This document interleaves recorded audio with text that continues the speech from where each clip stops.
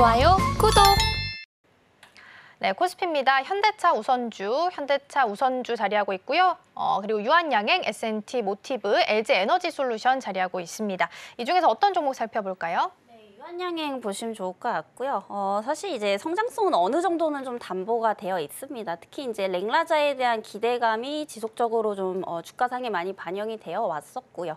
사실 이제 그 어떠한 실적에 대한 부분들도 3, 4분기 때 조금 담보가 되어 있는 상황입니다. 그래서 이런 부분들을 봤을 때 사실 앞으로도 좀 장기적으로 외형 성장을 이룰 것이다라는 거에 이견이 없지만은 우선은 한번 조금 숨고르기를 하시는 게 좋지 않을까라는 말씀 드리겠습니다. 그래서 지금 이제 바이오 특히나 이제 그 플랫폼주들은 좀 보유자의 영역에 들어섰다라고 좀 보고 있거든요. 그래서 아까도 말씀드렸지만은 결국에 이제 기간 조정이 필요하다라고 좀 보고 있는 상황이기 때문에 신규 관점에서는 이러한 어떠한 조정에 대해서 좀 리스크 관리를 좀 하셔야 되는 그런 자리다라고 좀 보고 있는 상황입니다.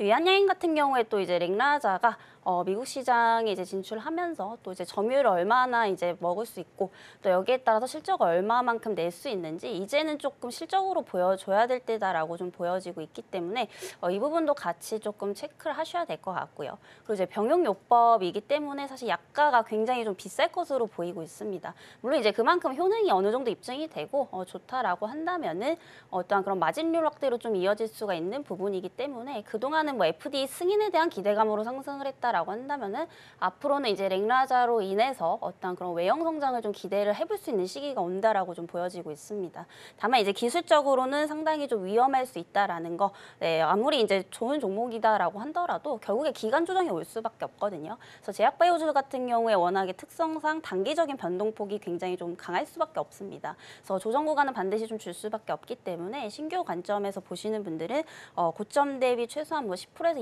20% 이상 눌렸을 때부터 좀 주목을 해보시면 좋겠다라는 말씀 드리겠습니다. 네, 유한양행은 오히려 좀 뉴스 나온 이후부터 좀 관심을 받고 있는 상황입니다. 마일스톤도 있지만 매출에 대한 로열티도 지금 가지고 갈 수 있기 때문에 계속해서 흐름 좀 보시면 좋을 것 같은데요. 근데 많이 올라와 있는 상황이기 때문에 고점 대비 한 10에서 20% 정도 눌렸을 때 다시 한번 접근해보는 전략을 취해보시면 좋을 것 같습니다. 이어서 코스닥 시장도 함께 확인해 보도록 하겠습니다.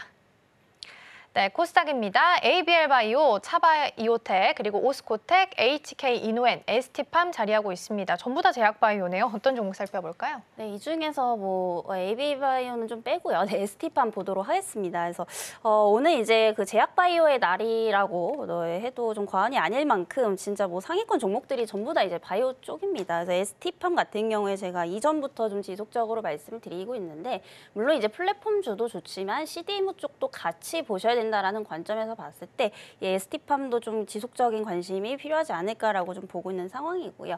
결국에 이제 그 바이오 관련해서는 이제 호재가 너무 많습니다. 지금 특히 이제 미국의 생물보안법 이건 이제 굉장히 좀 많이 들어보셨을 건데 결국에 이제 중국 견제를 하기 위해서는 국내 기업들이 이제 수혜를 받을 수밖에 없다라고 좀 보여지고 있습니다. 물론 그 안에서 얼마나 이제 점유율을 가지고 오느냐는 향후에 이제 체크를 해봐야겠지만 이제 우리나라 이제 바이오 기업들에게는 당연히 이제 이게 기회가 될 수밖에 없는 그런 상황이다라고 좀 보시면 될 것 같거든요. 특히 이제 ST팜 같은 경우에 이제 그 CDMO 쪽으로 이제 생물보안법 관련해서 계속적인 좀 관심을 가지실 필요가 있겠다라고 좀 보여지고 있고요. 사실 규모적으로는 이제 삼성바이오로직스가 가장 크지만 조금 더 이제 변동폭을 원하시는 분들은 이런 중소형 단에서는 ST팜 쪽을 좀 보시는 게 좋지 않겠나라는 말씀 드리겠습니다. 그래서 ST팜 같은 경우에 그리고 또 이제 올리고 이제 핵산을 공급을 하는 기업인데 이게 지금 미국에서 이제 중국에서 더 이상 수입을 하지 않겠다라고 좀 얘기가 나오고 있거든요. 그렇게 되면은 당연히 이런 관련 기업들이 또 수혜를 받을 수밖에 없다라고 좀 보여지고 있고요. 사실 이건 올리고 같은 경우에는 이제 대부분의 치료제에 거의 다 이제 사용이 많이 된다라고 좀 보시면 될 것 같습니다. 그래서 이런 부분들을 봤을 때 앞으로 추가적인 이런 외형 성장이 좀 기대가 되고 있고 이런 부분들이 이제 3, 4분기 실적에 대한 어떠한 눈높이를 또 올려줄 수 있는 부분들이기 때문에 좀 지속적인 관심을 가지시는 게 좋겠다라는 말씀 드리겠고요. 다만 이제 ST팜 역시도 좀 단기적으로 너무 많이 올랐기 때문에 여전히 지금 바이오주들은 보유자의 영역이지만 신규 관점에서는 한번 기회는 줄 것으로 보이고 있기 때문에 우선은 관심 종목에 넣어 두셨다가 이 종목 역시도 추가적으로 어떠한 기간 조정이 나온다라고 한다면 그때부터 좀 관심을 가져보시는 게 좋겠다라는 말씀 드리겠습니다. 좋아요, 구독!